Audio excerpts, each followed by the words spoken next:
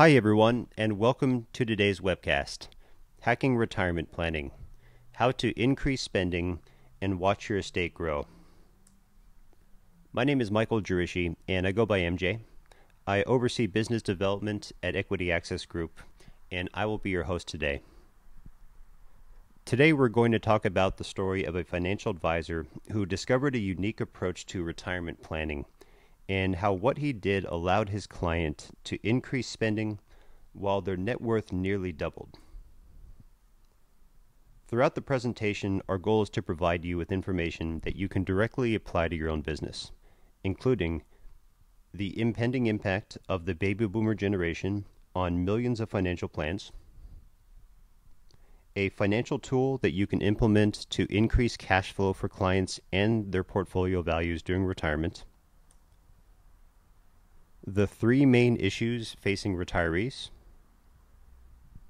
and how you can use this information to help you secure a client's business for future generations. We will also show you the actual strategy a certified financial planner used to generate these types of results for his client within 30 days. Let me share some history about Equity Access Group. Since 2001, EAG has worked with financial professionals and consumers as a provider of home financing products.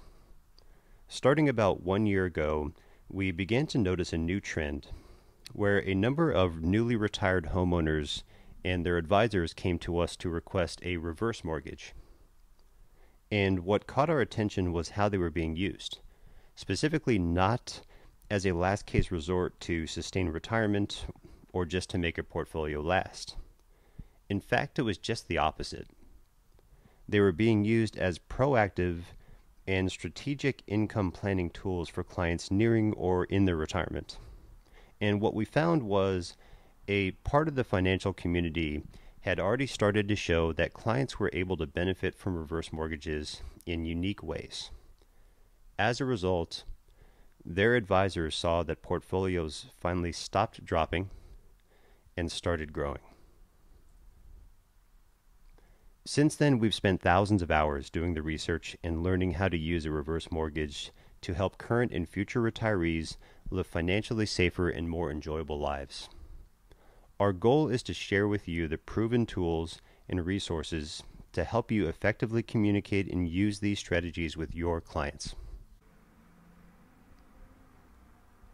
Today we're going to look at a case study of a person whose financial profile serves as a good introduction to the problem of the baby boomers. This is a generation that's carrying substantial housing and consumer debt, facing longer lifespans, and yet underfunded retirements. Shelley is a 68-year-old retiree from Ohio who has an $800,000 IRA and receives Social Security income. She recently purchased a home on which she has a $200,000 30-year mortgage. She also has a 30-year life expectancy. And her monthly expenses are about $4,650. That includes her monthly mortgage payment of $898. So shortly after her retirement in 2013, Shelley had developed some serious concerns. Number one, her monthly expenses were too high. Shortly after her retirement in 2013, Shelley had developed some serious concerns. Her monthly expenses were too high. So even with Social Security, she had concerns about the amount of money she would need to withdraw from her IRA and how long this would last her. And number two, in the previous year, her husband had been diagnosed with a medical condition that required pretty constant attention. So just like so many other retirees, Shelley wanted to make sure that she had an available source of funds in the case of a future medical emergency or something like long-term care. To find a solution, she reached out to her certified financial planner, who's named John. Now, in this actual case study, a number of options were considered. So imagine for a second that Shelley is your client. She's 68 years old, in good health, has decent income, and lives a comfortable lifestyle. What advice would you consider to address her concerns? Let's go through a couple. So, number one, Shelley could go back to work. Even though this wasn't ideal in her case, she was healthy, she certainly could have. And if this was a younger client, of course, this would be a clear choice. Number two, she could reduce her expenses. Cut back on the $2 lattes. Spend conservatively. Number three, she could pay off her mortgage using her IRA. Now, the idea of paying off a mortgage during retirement is often an important part of the retirement planning conversation, and it did turn out to be one here. So while paying off the mortgage would mean no more mortgage payment and better cash flow, it would have had serious consequences, as we will see later in this case study. Number four, last option, she could increase withdrawals. Now, all of these are possible options, and in this particular case, were given serious consideration. As you can already guess, none in this case would have yielded the highest net worth, success rate, or the best cash flow. So which option yielded these results? Paying off her mortgage using a reverse mortgage. By using this strategy, John was able to transform a retirement situation that was a statistical probability of failure into a guaranteed success. Now let me jump ahead to the results real quick, because I want to give you an idea of what we're talking about. Here are the results of the reverse mortgage situation compared to all other options considered. First one, an increase in the net value of her estate by approximately $1 million. Compared to the initial value, a projected about 1.4, with this new situation, it produced a net value of $2.4 million. The second return, a $1,700 increase in her monthly cash flow. Here's the important part here. This is while decreasing her portfolio withdrawals by 2%. Last one, her portfolio success rate over a 30-year period was increased to 100%. Now, this was compared, of all other options considered, to the next highest option that only produced about a 49% chance of a success that she would make it through her retirement without fully depleting her portfolio. Compared to that, this option produced a 100% chance success rate. So a couple of questions arise here. First, how did taking out a reverse mortgage yield such dramatic results? Second, aren't reverse mortgages meant for late-night TV infomercials that are stuck between the rotisserie chicken and spray-on hair? Third, most important, why are these concepts so important for us to understand as advisors today? Let's dig in. To answer that question, let's first go back to the baby boomers.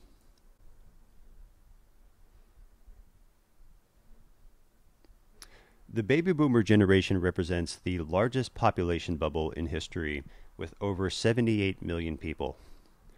There are 10,000 people per day that turn age 65, and this is projected to continue over the next 15 or more years. Of this extremely large group of people, a good number of them will have a financial profile that's very similar to Shelley. For example, your average retiree typically has Social Security or a pension and a medium-sized investment portfolio. They find their retirement plan acceptable at first, but the reality is this may change quickly when they realize that they'll need to cut future spending or increase withdrawals in order to sustain expenses such as long-term care. In fact, we've already started to see the effects of this happening. So in June of 2015, the Wall Street Journal published a story that's called Money Flows Out of 401k Plans as Baby Boomers Age. Now, in the report, they concluded that withdrawals from 401k plans are now exceeding new contributions as the baby boomers age. This is a shift that could have profound implications for the U.S. retirement industry, and it represents a change in the dynamic of the financial planning business. So what does this mean for John and you, the financial advisor? If you're a proactive advisor, the coming impact of the baby boomers reminds us that in order to protect our client relationships, we need to prepare ourselves with the best and necessary tools to set clients up for a successful retirement. For those who do, this means less chance of losing clients. You've spent years growing your business and nurturing these relationships, and the last thing you want is to lose a client over a situation that's beyond your control. Whether that's not having enough money to spend, a large enough legacy to leave, etc. Now, after all, we all know it's never the client's fault. It's always our fault.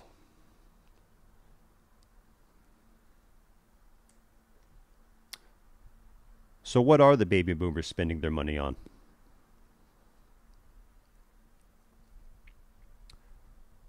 Currently, they spend a good amount of their income on travel and healthcare expenses. In the future, they are projected to spend an increasing amount of money on medical expenses and long-term care. Over the past decade, Fidelity has released a number of studies to show and document how expenses can increase in the years following retirement. Now, there's a number of areas where this can happen.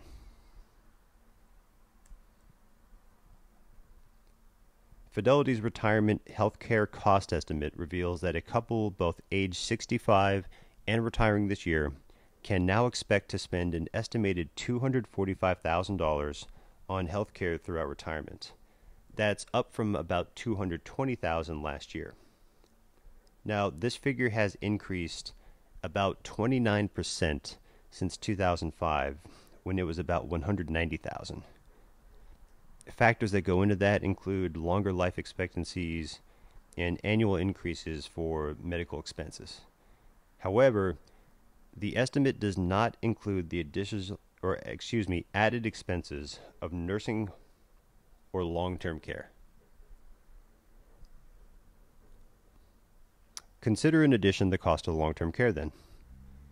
The odds of needing long-term care are substantial, about $720 in $1,200.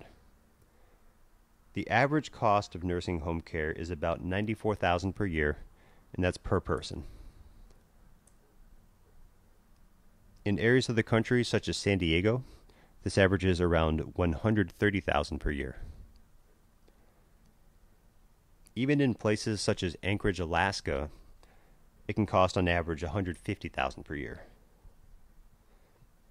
This fact often comes as a surprise, not only to the person or couple entering their retirement, but also even to the children, who frequently end up bearing the burden of this cost.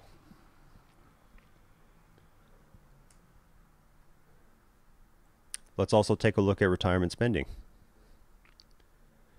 Traditionally, researchers maintain that retirement spending could be cut to about 70 to 80% of pre-retirement income without any changes in lifestyle, meaning expenses drop about, let's say, 1/5 without having to change how you live.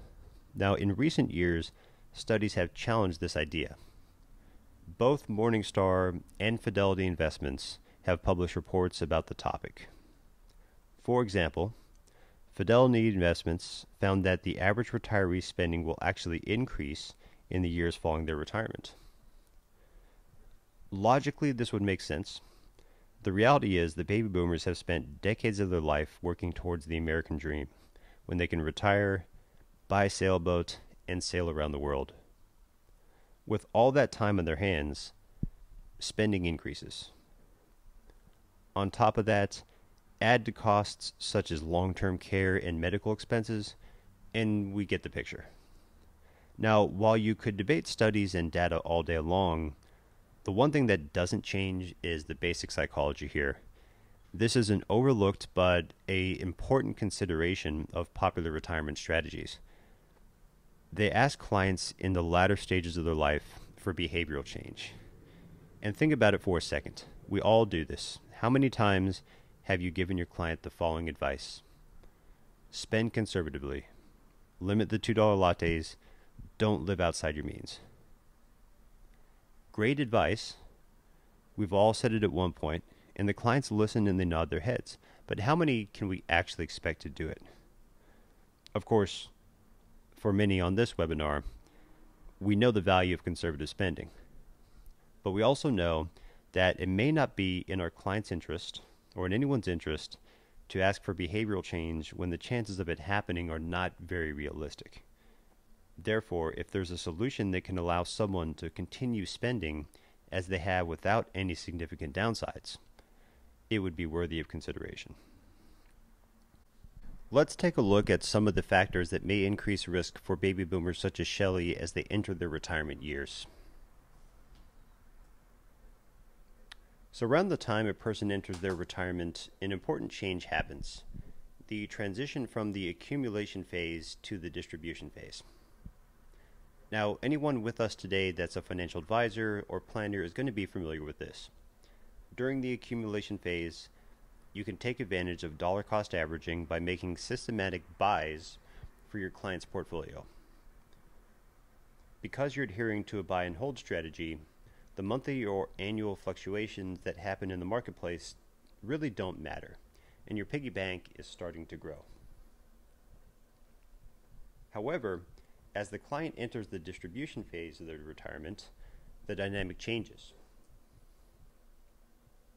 Now you're selling assets on a regular basis to fund retirement. Your piggy bank is starting to empty, but the difference is this isn't just a piggy bank that stays static, let's say with all quarters in the piggy bank. Because of the changes in the marketplace, the value can change, of course, and where this becomes relevant is if the market is performing badly, you have to sell more assets to produce the same income. The piggy bank starts to empty at a much faster pace. What follows is an important concept. For retirees that are taking annual withdrawals from their portfolios, the order in which they realize the returns is crucial to the long-term sustainability of the retirement portfolio. Now, while this sounds simple in concept, when we look at the effect over a longer period of time, the results may be surprising enough to make you question whether or not you take this concept into enough consideration when you are doing your own client's retirement planning.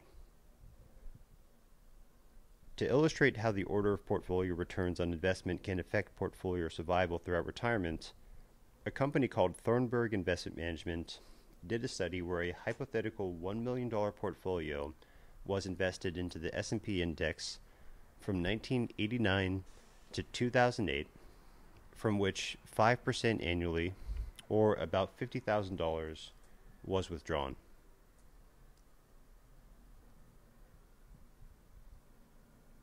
They then did the same exact thing in reverse. So imagine if you started in 2008 and you then ended in 1989. They then compared the results from scenarios 1 and 2. Now, the average return for this 20-year period was about 8.4%. That's whether you look at it in forward or reverse. Now, this doesn't say much. Again, the key here is that this assumes a portfolio is neither added to nor drawn from during the time period. However, when you start to take withdrawals on an annual basis, the annual fluctuations that happen in the markets can start to affect the long-term return of the portfolio.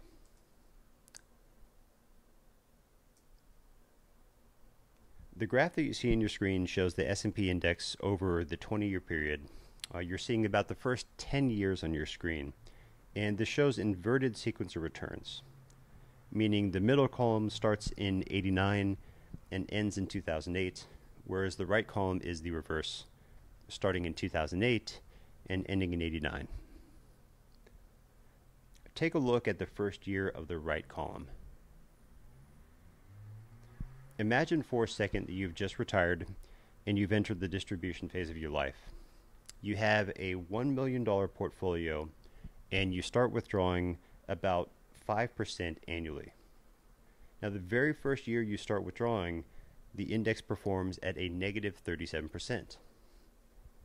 In order to withdraw the 5% that you need to live, or $50,000, you've just had to sell a substantially larger number of shares. Now, out of necessity, of course, you violated a universal law of investing that we all know: buy low, sell high.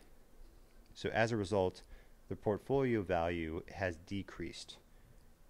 You're off to a bad start. Now take a look again at the right column. Negative 37% performance in the first year is followed by significant negative returns in years 7, 8, and 9. Now compare this to the middle column. Imagine again you've just retired, you're withdrawing 5% from your portfolio every year. The first year now, the S&P performs at 31%, positive. Here you're off to a much better start. And on top of that, in the years immediately following, there are no significant negative returns. So for our $1 million portfolio invested with these two sequences of returns for the exact same time period, what happens at the end of the 20 years? Take a look at the graph now on your screen. The difference in portfolio values at the end of the 20-year period is almost $3 million. The bottom line shows the first scenario, where the S&P performed at the negative 37% the first year, and then negatives in following years. This account has deteriorated to approximately $235,000. The top line shows the second scenario, where the S&P performed at a positive 31% the first year, and then experienced decent returns in following years. Here, the net value of the account is about $3.1 million at the end of the period. The key point here is that for retirees taking annual withdrawals from their portfolio, the order in which they realize the returns is crucial to the long-term sustainability of the retirement portfolio. So how do we incorporate this into retirement strategy? Let's go back to Shelley. Recall that Shelley came to her advisor, John, essentially because she felt that her cash flow was tight. So her main concerns mirrored the three basic questions of retirees. Number one, what can I spend? Number two, what if I have an emergency like a healthcare issue? Number three, can I leave an estate? When John completed an analysis of her current situation, he uncovered two significant problems. The first one being, in order to fund expenses, she needs to be withdrawing about 7.3% annually. That's a little bit too high for comfort, as it's almost double what most people consider to be the acceptable withdrawal rate of about 4%. The second one being, her portfolio over a 30-year period has a projected success rate of about 50%, meaning she's got technically less than 50% chance of making it through 30 years before she depletes her entire investment portfolio. So that being said, John's first recommendation in this situation was to trim spending by about 15%. By doing so, she would have a projected 90% success rate, but we already know this option was rejected. Even if he couldn't measure success, she'd already expressed that her cash flow was a little bit tight, so John simply had to listen here. Not to mention, if nothing changed from her current situation, Shelley would not have been protected in the case of something like an immediate medical emergency. The same could have been said when they considered the next option, to pay off her mortgage balance with an IRA withdrawal. And by doing so, she would no longer have a monthly mortgage payment. However, her success rate would drop to 33%. Now, this brings up an important part of the retirement planning conversation, which is, should you keep a mortgage and not pay it off during retirement? Now, in 2013, the author and financial advisor Michael Kitces published an article on the topic proposing that for the retirees, the reverse mortgage may offer significant advantages over the traditional amortizing mortgage. Kitces' argument was as follows. With the average long-term return of stocks being higher than today's mortgage rates, an inexpensive mortgage becomes a strategy to leverage the household balance sheet and boost the amount and sustainability of retirement income. He noted, however, that there are two potential risks. The first one being equities won't perform as expected and fail to generate a return that's large enough to outweigh the cost of borrowing. And the second one being the fact that ongoing monthly payment obligations for a traditional mortgage create a potential sequence of returns risk, where the withdrawals that are necessary to handle the payments during periods of bad returns end up depleting the portfolio pretty substantially. So therefore, he concluded the following. In Kitces' words, from this perspective, retirees should perhaps consider the reverse mortgage instead. While loans have been relatively unpopular, due in part to their high costs and because they're often viewed as a borrowing option of last resort, here he's referring to reverse mortgages, the reality is that the lack of any cash flow obligations for a reverse mortgage actually allow it to eliminate the sequence risk from the mortgage and retirement strategy.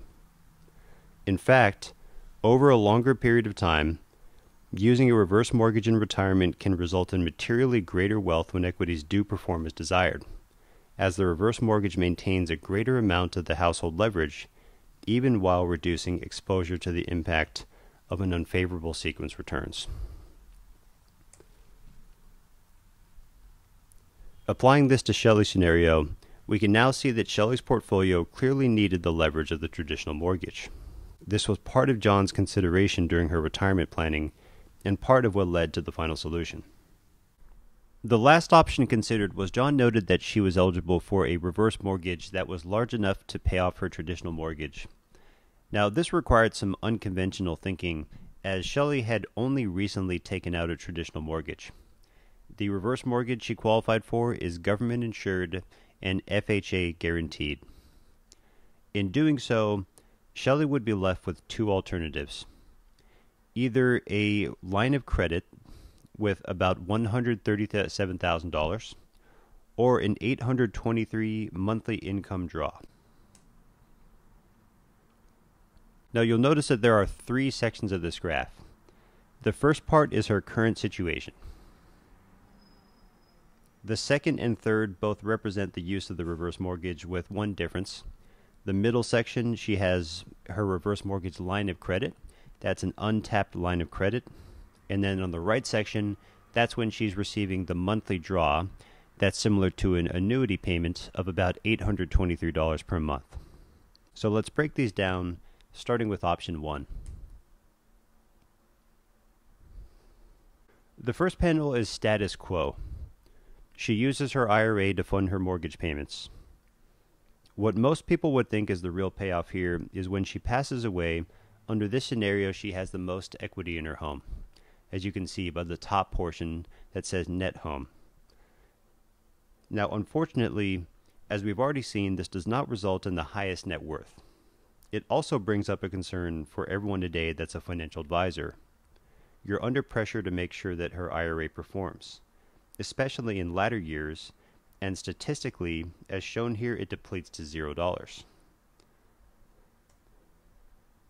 In addition, she has no reserve account in this situation for medical treatment or long-term care. This means she'd be forced to sell the home, which could take months or years. So obviously this is not the best case resort. The middle section shows if she chooses to use the reverse mortgage as an available line of credit. In this scenario, she's paid off her home using the reverse mortgage, is no longer bleeding out her account in the IRA, and since she was eligible for an additional amount of the reverse mortgage, she keeps the line of credit open in case she needs emergency funds. The line of credit limit also increases annually.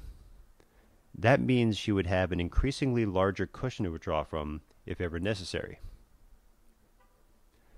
As a result of all this, her success rate in this scenario jumps from 49 to 89%. Now finally, you'll notice the introduction of a side taxable account. In latter plan years, her required minimum distributions from her IRA force IRA withdrawals larger than needed for her actual expenses. So what happens is, John is able to invest the extra cash in a side taxable account that then grows. The account's invested like an IRA and is available for expenses. Clearly here we have an improvement. This is not the best case scenario, however. So let's take a look at option 3. In the final section, Shelley is electing to start receiving monthly payments of $823 as a monthly draw from the reverse mortgage. Now the way this works is the payment serves the same function basically as a fixed annuity. She receives a monthly payment for the rest of her retirement. Here again, she's paid off her home using the reverse mortgage, and now she's no longer bleeding out her account in the IRA. The reverse mortgage also provided increasing leverage for the portfolio throughout the plan, rather than the decreasing leverage from her traditional amortizing mortgage. IRA value is highest in this scenario. By adding her monthly income from the reverse mortgage, she's able to further reduce the withdrawal rate from 7.3% to 5.4%. And by doing this, she and John minimize the risk of sequence of returns effects, as we saw can be so powerful as demonstrated before. Her success rate is now 100%, and her taxable side account builds up earlier and relatively quickly here, helping to increase her total estate. Compared to her current situation, her expected net worth has now increased by about $1 million.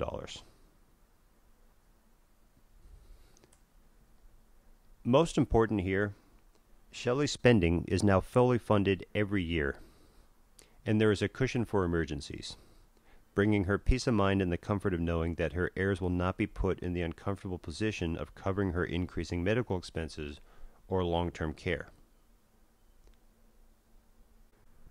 When reflecting on the outcome of this case study, John was able to create a raving fan in Shelley, but what he didn't anticipate from this was just how grateful her children would be.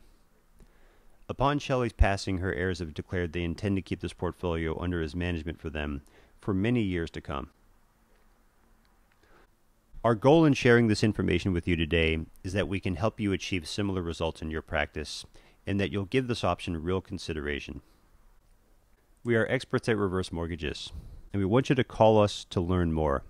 If you're the right fit, we want you to call us when you think you have a client this may work for.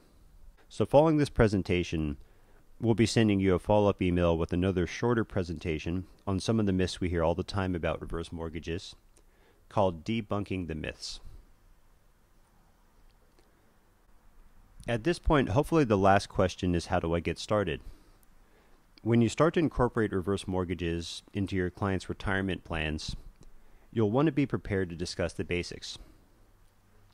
On your screen, you'll see a link, and there you'll find a free ebook, Facts versus Myths, the Reverse Mortgage for Retirement. When your client's ready to apply, we can handle their full application as a fully licensed broker. Call 888-391-4324 to start learning how you can use the reverse mortgage in your business. With any questions, you can also find us as well on the web at equityaccessgroup.com, and again at 888-391-4324. Thank you all again for your time.